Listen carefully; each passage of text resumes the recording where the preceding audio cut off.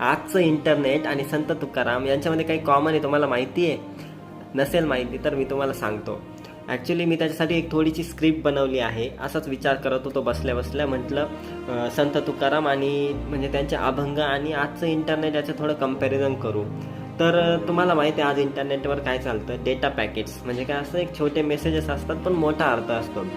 आणि आता अभंग बघा संत तुकाराम महाराजांचे, थोडे शब्द पण खोल अर्थ आणि आयुष्यभर लक्षात राहणारे. आज आपण ज्याला म्हणतो की हाय कॉम्प्रेशन डेटा, ते संतांनी ॲक्च्युली शेकडो वर्षांपूर्वी वापरले होते, बरोबर. तर अभंग म्हणजे आपण म्हणू शकतो की हाय कॉम्प्रेशन आणि हाय इम्पॅक्ट डेटा पॅकेट्स. तर याच्यावर एवढंच म्हणू इच्छितो मित्रांनो की आपली संस्कृती ही जुनी नाही, ती फक्त अहेड ऑफ टाईम आहे. जर हे कंपॅरिझन तुम्हाला आवडलं असेल तर नक्की फॉलो करा, सबस्क्राईब करा, शेअर करा आणि इंस्टाग्रामवर पाहत असाल तर फॉलो पण करा.